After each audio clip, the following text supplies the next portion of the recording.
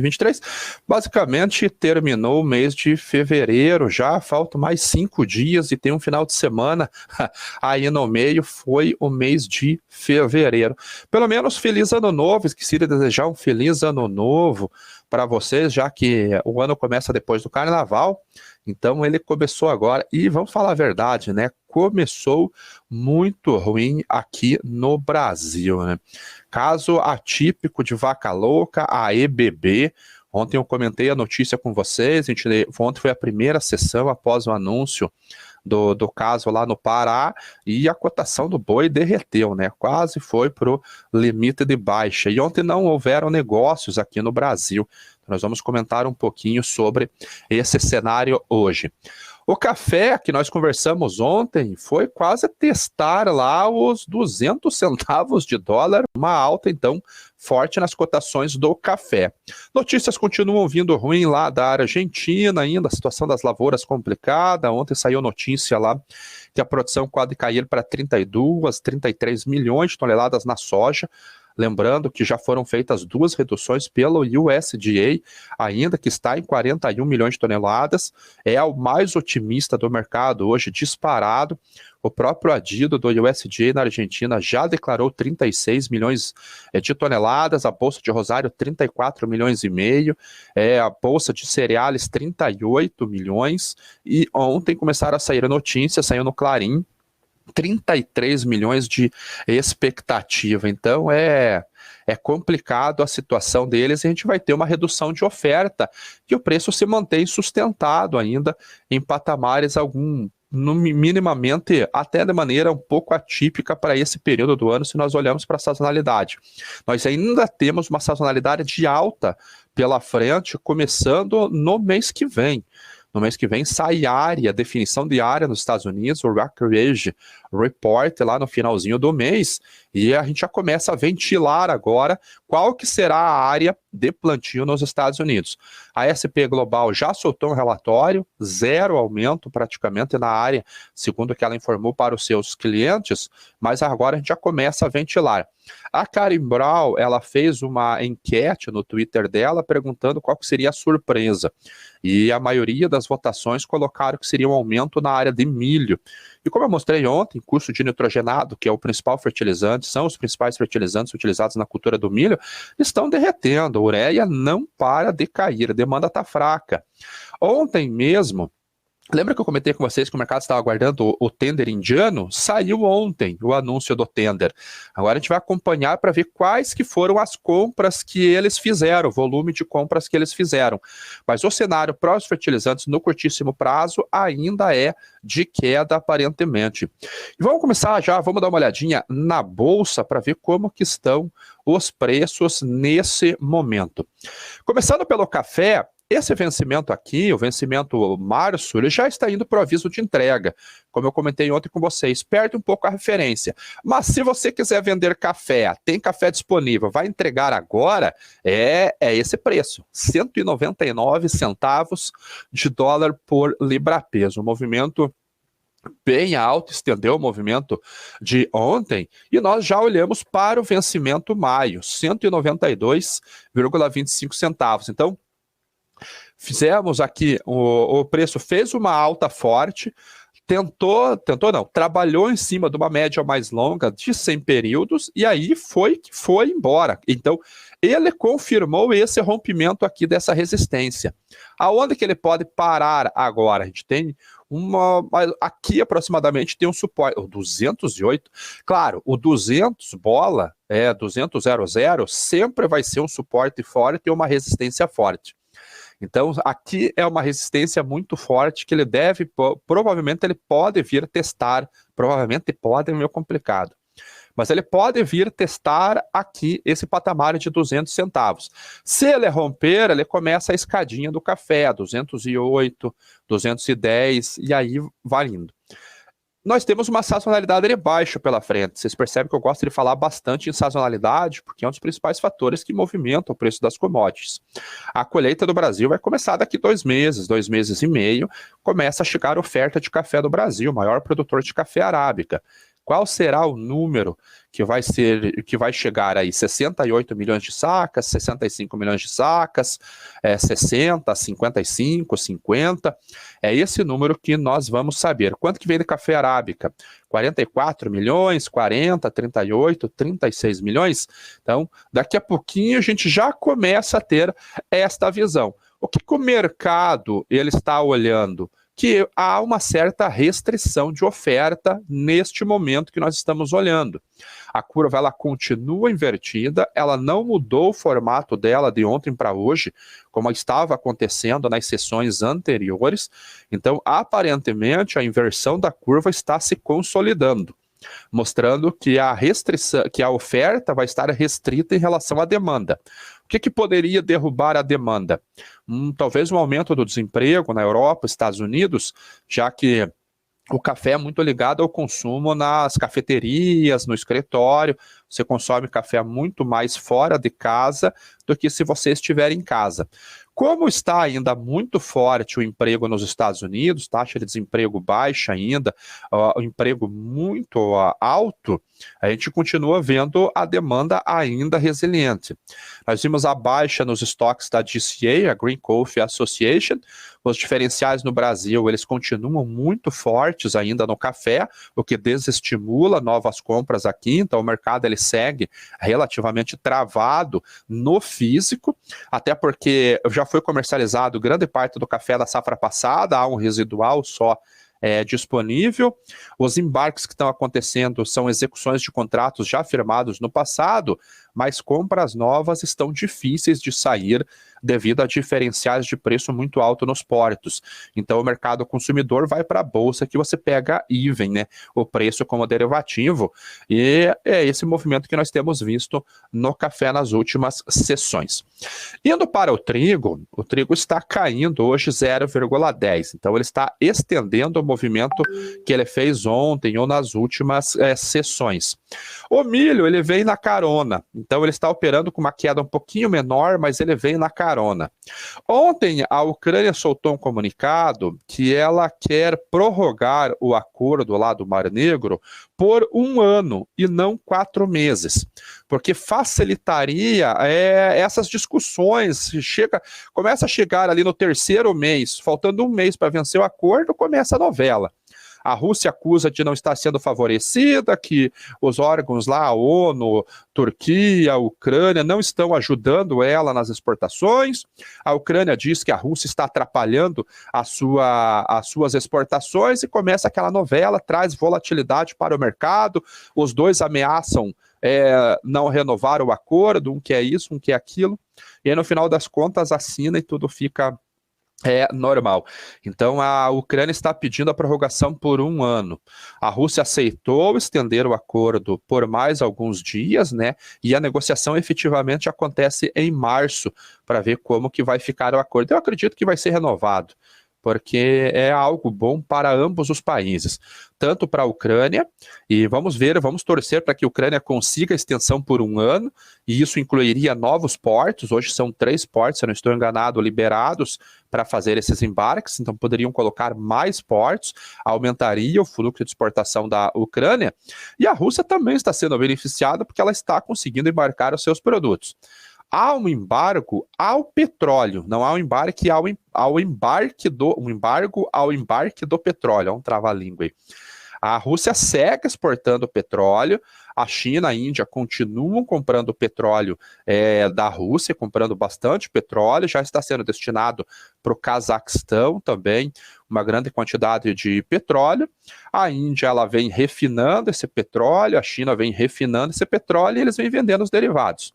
E aí o Putin falou que vai suspender parte dessas exportações ali, porque está vendo que o petróleo dela está indo para a Ásia, para a Europa, desculpa, e para a América do Norte a preços de mercado, né?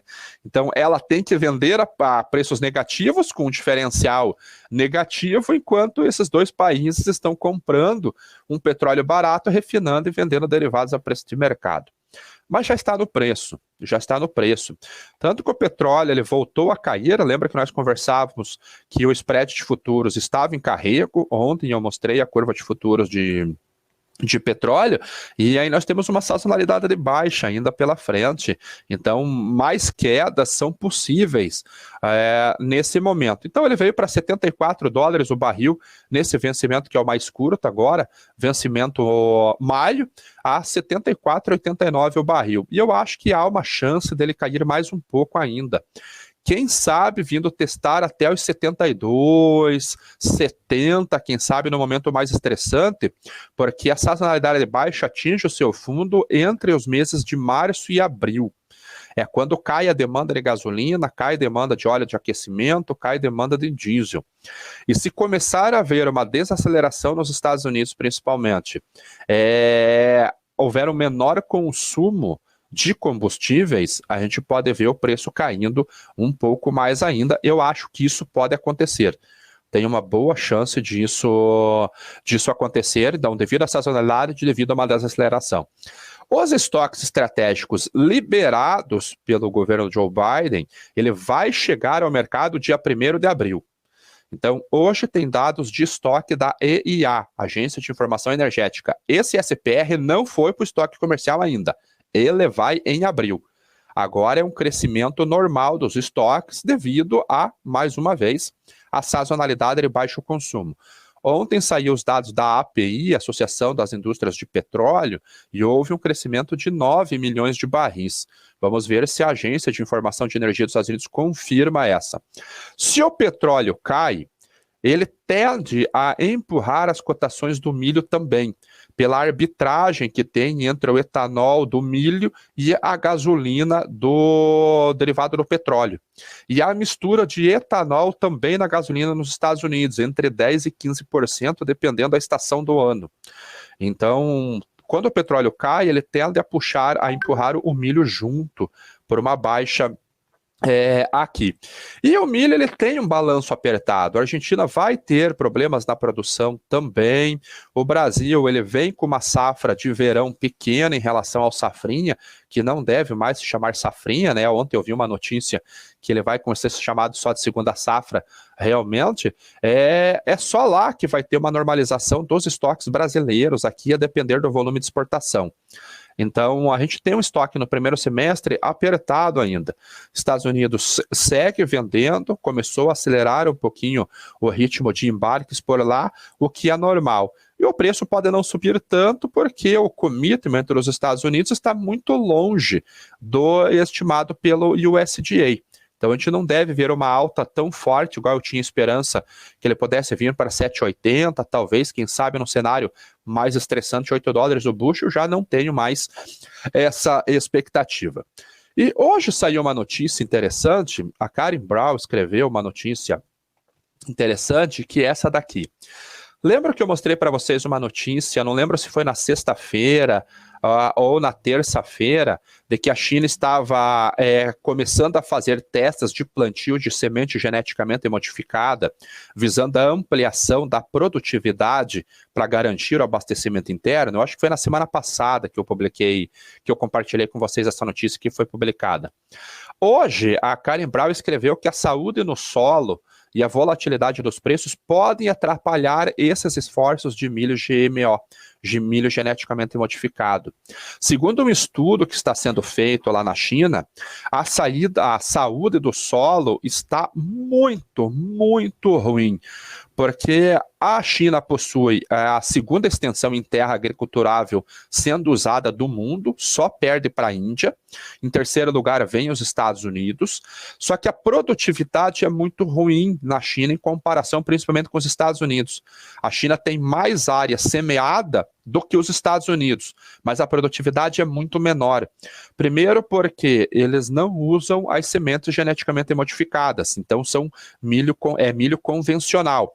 E esse milho convencional tem uma produtividade natural mais baixa, porque ele não tem uma resistência tão grande para intempéries climáticas, para pragas, como tem os milhos GMO.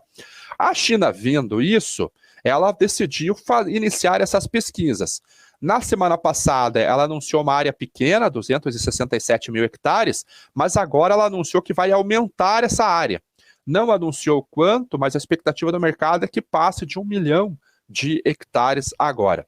Mas essa pesquisa está mostrando que a saúde do solo pode atrapalhar esta produtividade, porque a China fez um uso muito forte de insumos químicos, fertilizantes químicos, defensivos químicos, que acabaram deteriorando o solo. E essa recuperação pode demorar até um século.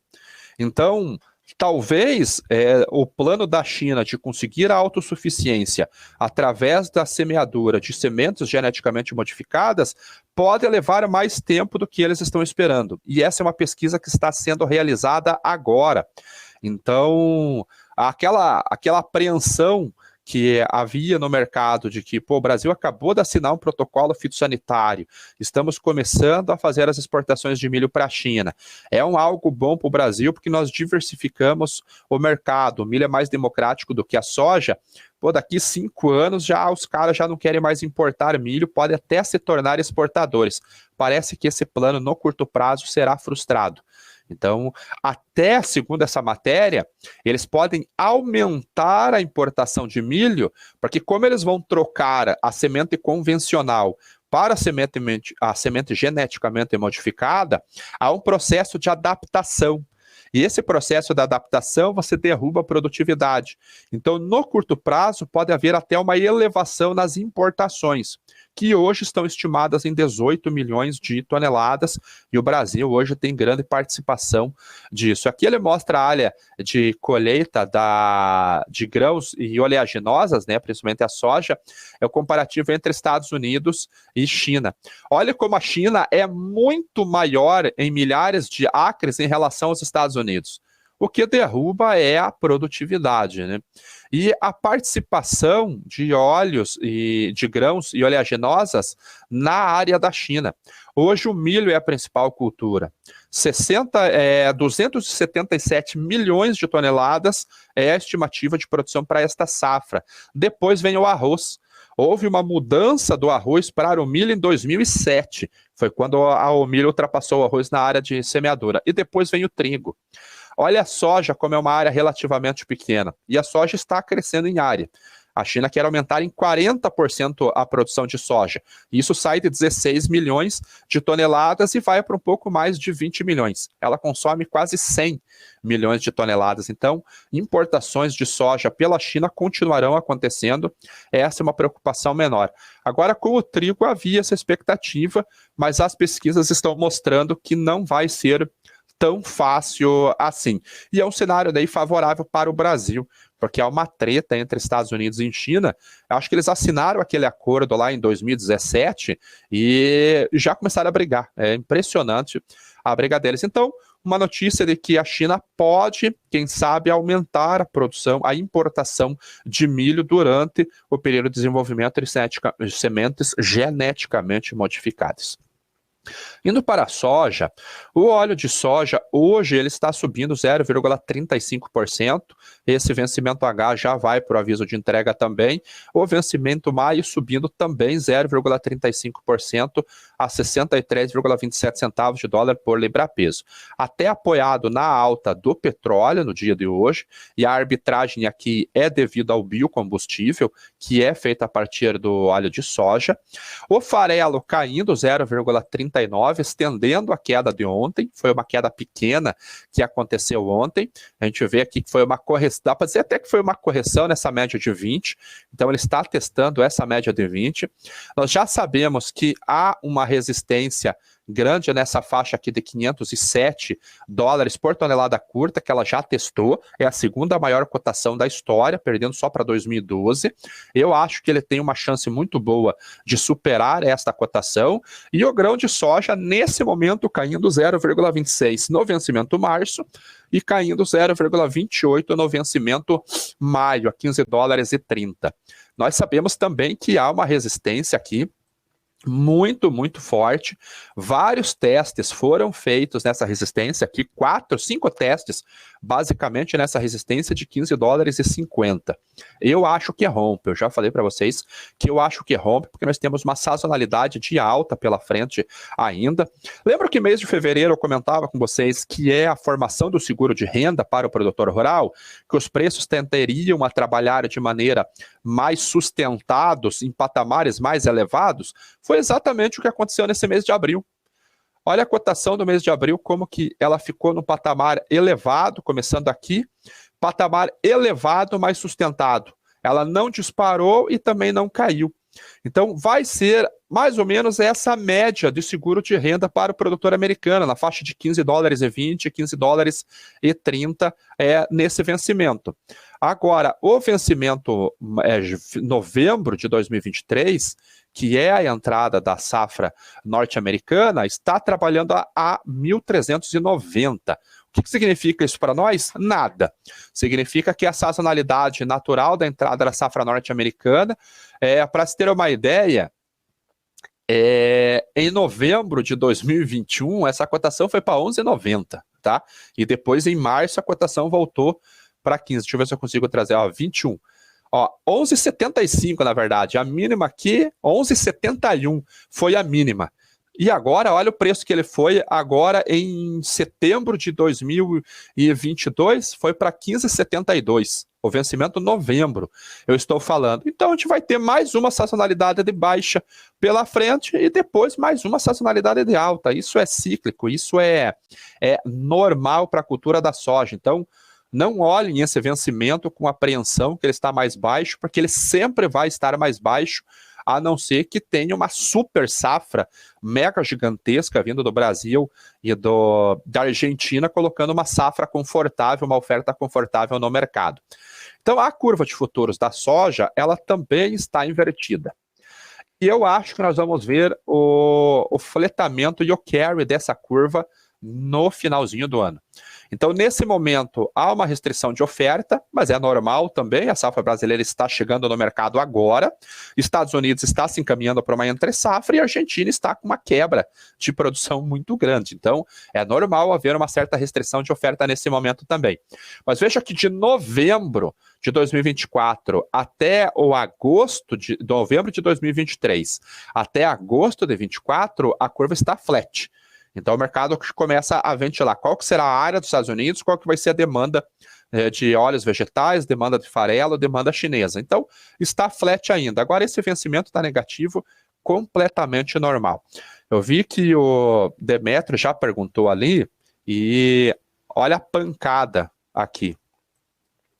Prêmios de exportação para março, menos 13, face a Chicago. Para abril, a menos 10 face a Chicago, caiu 8 pontos. Isso daqui é demanda fraca realmente. Então, a ANEC até ontem, ela divulgou uma notícia reduzindo as exportações do Brasil, é até um dos destaques de hoje. Ela colocou as exportações nossas aqui em 8,3 milhões de toneladas, a expectativa era de mais de 9 milhões, 9,1 milhões, caiu para 8,3. E o que é isso? Resultado no atraso da colheita. A colheita atrasou, os navios vieram para cá, não tinha muito milho, tiveram que ir para os Estados Unidos. Isso vai mudar? Vai. O problema é que o Mato Grosso, por exemplo, que é o maior estado produtor, acelerou demais a colheita agora, conseguiu basicamente finalizar a grande parte da colheita nas últimas 2 semanas, deve finalizar o plantio entre esta semana e a próxima. Daqui a pouquinho Santa Catarina, Rio Grande do Sul também começam, Goiás já deve estar próximo de uns 30% colhido, Paraná já deve chegar próximo a 20%, então muita soja chegou ao mesmo tempo. Aumento da oferta, o preço cai. Qual que é o preço do físico? É o basis, é o prêmio. E agora os bases regionais também estão apanhando. Então é um cenário relativamente previsível para a soja. O preço perdeu muito valor. E olha aqui o dólar ontem, R$ 5,15. Então, quanto que a soja perdeu de valor só este ano? Em comparação com a máxima lá de novembro, por exemplo, já deve ter perdido mais de R$ 40 em algumas praças. R$ 40 em algumas praças. Agora vamos para o boi, que é o outro destaque de hoje. Ontem o boizinho derreteu aqui no Brasil. Olha o vencimento março, como que foi o movimento de ontem, simplesmente derreteu. Caso de vaca louca, realmente exportações suspensas. Então, cadê aqui? Deixa eu achar aqui a notícia. Aqui, ó. A Depará, ela confirmou um caso de vaca louca lá. É atípico Mas precisa da confirmação da Organização Mundial da Saúde Animal. Isso é feito no Canadá. Então, até que o Canadá diga que é um caso atípico, que não é clássico, por um protocolo que o Brasil tem firmado com a China em 2015, nós suspendemos as exportações para lá. A China é o maior comprador que nós temos de carne. Então, sempre que cai as exportações, os frigoríficos saem do jogo. Olha essa notícia aqui, ó. Ministério suspende a exportação de carne à China. Opa, junho de 2019. Vamos trazer outra notícia. Brasil suspende a exportação de caso à China. Isso aqui foi em 2021. 4 de setembro de 2021. Foi aquele caso lá. E agora, 2023, Brasil suspende exportações de carnes bovinas novamente.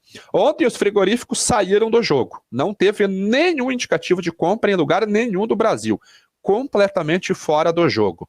E na B3 nós vimos o preço simplesmente derretendo.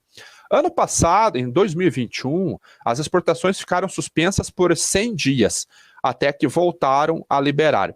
Como agora o animal possui todas as características de ser um caso atípico, possui 9 anos, uma fazenda pequena lá no Pará, 160 animais só na propriedade, o Brasil aqui já tem um laudo dizendo que é o caso atípico, aguardando só o laudo da Organização Mundial lá da Saúde Animal. O ministro Carlos Fávaro acredita que essas exportações já podem ser retomadas no início de março. Ele aguarda a aprovação da China no início de março, foi a declaração que ele deu ontem. O Lula está indo lá para a China e ele já espera que essas exportações sejam liberadas antes da visita do Lula lá ao país asiático. Então, vamos torcer que já volta, só não é para causar pânico no mercado, igual aconteceu em 2021. 2021 foi um movimento de notícias em WhatsApp, ali dos 2 casos ali, e o arroba do boi simplesmente caiu. Infelizmente o movimento foi o mesmo. Como os frigoríficos estão fora do jogo, é ruim para aquele pecuarista que precisa entregar no curto prazo. E está numa situação complicada, mas vamos ter esperança das cotações melhorarem aqui. A China, ela responde por mais de 70% das nossas importações. Só que quando nós olhamos no mercado pecuário geral de carne, o Brasil é o maior consumidor, disparado. O Brasil consome quase 80% da produção de carne total. E o restante vai para exportação. E desse restante que vai para exportação, a China é disparado o maior comprador, 62,3% do mercado em janeiro. Quando eu trago os dados de 2022, a China teve uma participação de 67%. Então, é um país que, quando sai das compras, faz uma diferença tremenda. E não foi a China que saiu das compras, foi o Brasil que saiu das vendas. Então, antes que alguém venha falar que a China está boicotando o Brasil, é o Brasil que está se auto-boicotando a si mesmo. Já ouviram essa expressão? Nós que suspendemos de maneira unilateral as exportações por um acordo extremamente leonino que foi assinado lá em 2015. Então, prejuízo para o Brasil causado por uma legislação brasileira e não uma legislação chinesa. Okay? Então, deixa eu ver as perguntas que tem aqui. Antes das perguntas, eu lancei aquele cursinho rápido lá de comercialização. Eu vou deixar o link na descrição do vídeo aqui, porque eu acabei perdendo aonde que está o QR Code. Deixa eu ver se eu consigo localizar. E eu vou abrir as inscrições hoje. Tá aqui, ó. Achei. É um curso bem completinho de comercialização agrícola, então é destinado para produtor rural, para player do agronegócio realmente. Vai custar R$ 399 por mês. Ele é um curso gravado, são 8 aulas, 9 aulas que vai ter, um pouco mais de 5 horas de curso, e eu mostro, inclusive, como que faz o cálculo do basis, como que dá para criar um histórico de basis, formação de preços bem completinha. Tá aqui, ó, o curso para vocês visualizarem o que está sendo colocado aqui. Então, no módulo 1, ele tem introdução, o que é agronegócio, o que são commodities, e o módulo 2, ele é dedicado à formação de preços. Então, na aula 2, por exemplo, ó, tem planilha que vai ser disponibilizado para vocês e a apresentação. Então, quando eu mostro aqui, eu estou construindo uma planilha do zero de formação de preços com vocês. Aqui eu estou falando sobre fatores de conversão. Então, constrói-se do zero. Na aula 3, a gente avança para a formação de preço futuro. Então, como eu falei, é um curso bem completinho. Olha como que ficou a planilha. Ficou bem bacana. Então, essa planilha está disponibilizada. E no módulo 3, estratégias de comercialização. Então, para quem é produtor, vai aprender exatamente as estratégias baseadas em indicadores técnicos, baseado em preço futuro. Olha como que fica a planilha no final. Olha o que é mostrado na planilha. Cálculo do preço da armazenagem, juros, custo de carrego. Ele mostra um gráfico aqui com o custo de carrego. Então tá aí o curso para quem tem interesse em fazer. Ele custa só R$ 399 por mês. É curso completinho ali para quem tem interesse em aprender a comercializar, ok? Vamos ver aqui as perguntas. A Vanessa, bom dia. Você acredita na teoria da conspiração de alguma parte? Não, Júlia, aqui é exame mesmo. Exame mesmo. Ó, aí me chama, aprendendo bastante com você. Bom dia, eu poderia explicar como fica a situação? Do gado abatido o que já foi abatido, já está certificado antes do caso atípico, pode ser embarcado. As exportações são suspensas após a constatação da doença. Então, aquilo que já foi abatido, a carne está refrigerada, vai ser processada, pode ser embarcado. O depois, não. Então, isso é um... Vaca louca, recém-confirmado, já falei, a pergunta tudo sobre a vaca louca. Exatamente. Então, é isso daí, pessoal. Vamos dar o like só, por favor, porque o like ajuda o canal aqui na BMC. Também poucos likes no canal. Vamos dar o like, pessoal, e voltamos amanhã, na sexta-feira, do primeiro da Hora do Agro. Todos tenham um bom dia. Fique agora com o pré-market.